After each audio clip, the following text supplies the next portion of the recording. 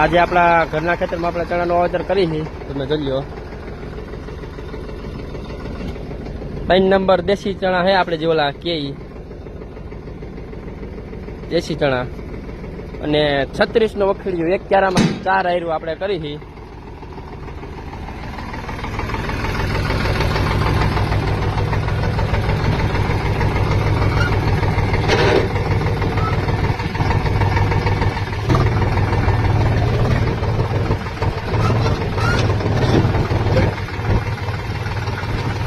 આ રીતના ક્યારા છે અને લાંબો સા છે. આપણે આમાં થોડુંક પડતર રહી ગયું હતું એટલે આપણે થોડાક આમાં વહેલા આપણે તૈયાર કરી દઈ.